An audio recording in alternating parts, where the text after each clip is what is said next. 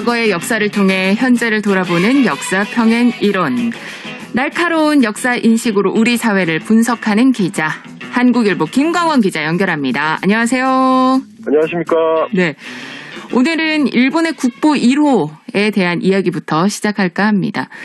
일본 국보 1호가 광룡사의 목재미륵 반가 사유상이잖아요. 예.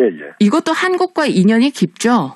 예, 신라 시대에 한반도에서 건너갔다고 보는 시각이 지배적입니다. 일본 서기에 이게 처음 등장하는데요. 603년에 이 불상에 대한 언급이 있습니다. 네. 이 불상을 위해서 봉강사를 지었다 이렇게 기록되어 있는데 이 봉강사가 광룡사의 옛 이름이고요. 근데 이 절이 신라 진시 가문의 사찰이었습니다. 그리고 또 이 불상을 제작한 나무도요. 한반도에만 자생하는 춘향목입니다. 네, 한국에서 건너간 불상이 일본의 국보 1호가 된 거네요. 네, 그렇죠.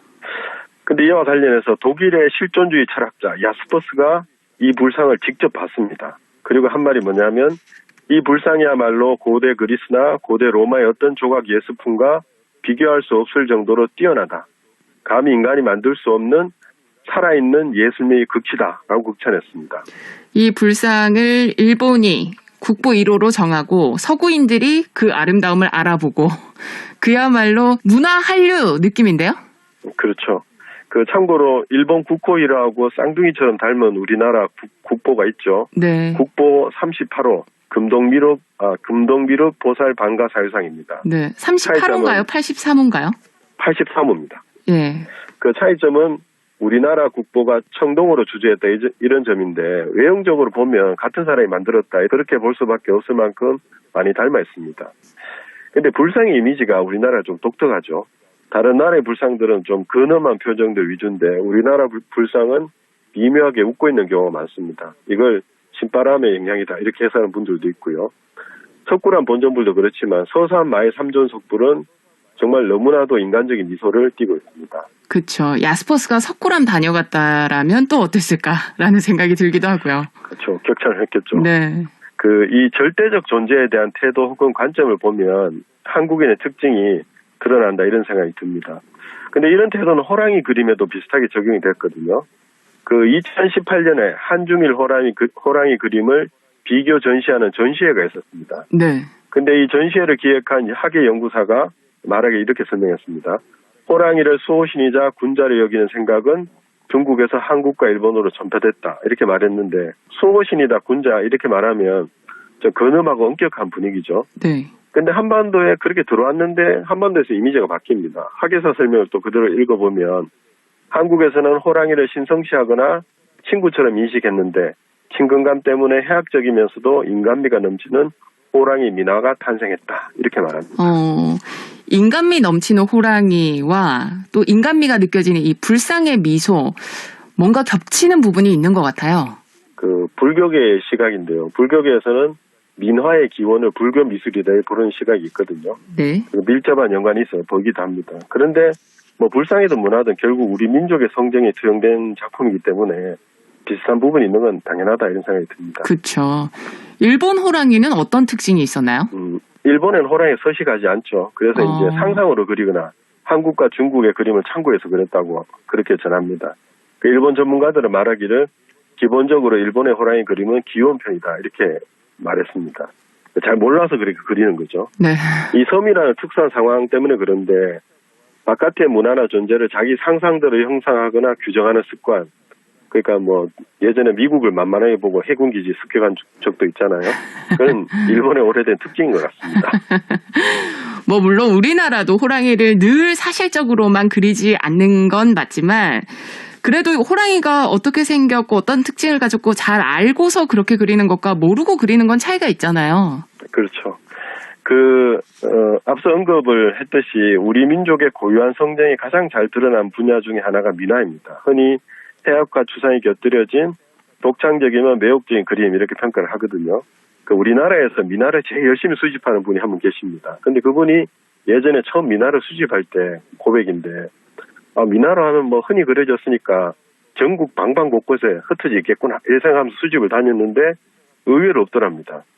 그래서 나이 지긋한 고미술상 하시는 분들한테 이를 물어보니까 1960년대에서 80년대에 걸쳐서 프랑스 대사관에서 집중적으로 막대한 양을 수집해 갔다. 이런 대답을 들었습니다. 가슴 아프고 뼈아픈 이야기이긴 하지만 그 당시 우리가 미처 몰랐던 미술적 가치를 외국인들이 먼저 발견한 거죠. 뭐. 그렇죠. 네.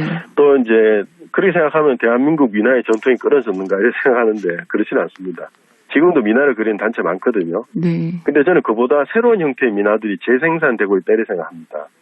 최근 저는 살아서 움직이는 민화를 봤습니다. 뭘까요? 그게 뭐냐면 범 내려온다는 노래를 어떤 이날치 밴드가 있죠. 이 밴드와 함께한 앰비규어스 댄스 컴퍼니라는 분들의 어떤 무용을 보니까 이 살아있는 민화 같다는 생각이 들더라고요. 표현 아주 적절한데요. 살아있는 민화. 저도 그 앰비규어스 댄스 컴퍼니 출연하는 동영상 봤거든요. 예. 서울을 배경으로 또 최근에는 부산을 배경으로 찍기도 하던데 우리나라 곳곳의 관광지를 배경으로 한 67명의 무용수가 동영상을 찍었는데 거의 한 달도 안 돼서 2천만 뷰 기록했을걸요? 예, 이게 제가 보면 한류 같아요. 외국인이 많이 클릭했다 하더라고요. 네. 근데 그 배경음악도 역시 범 내려온다를 썼거든요. 서울 홍보 영상에서. 네. 근데 이 노래는 벌저부전에서 한 대목을 땄습니다. 거북이가 토끼가 안을 찾아서 무트로 나오잖아요. 네. 근데 산에 이제 호랑이가 있는 걸 보고 혹시 저게 토끼가 아닌가 싶어서 부릅니다. 토 선생 이러면서. 그 호랑이 입장에서는 자기가 나타나면 도망가기 바쁜데 오히려 오라가 하니까 신기했겠죠.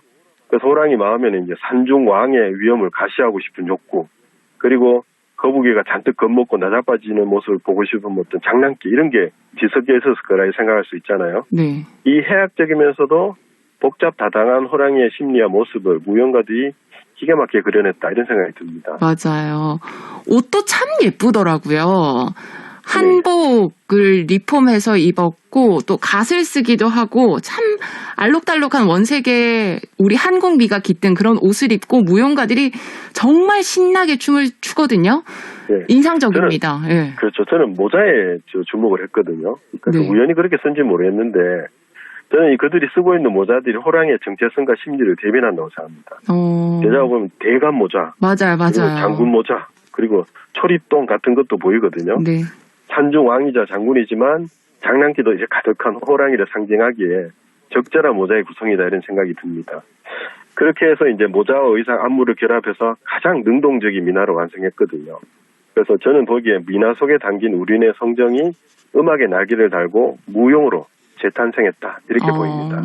네. 근데 요컨대 이날치 밴드와 함께한 앰비규어스 댄스 컴퍼니는 민화를 생산해낸 조선 사람들의 에너지와 감성이 우리 안에도 꿈틀댄다는 사실을 일깨운 민속 예술가가 아닐까 이런 생각이 듭니다. 맞아요. 저도 적극적으로 동감합니다.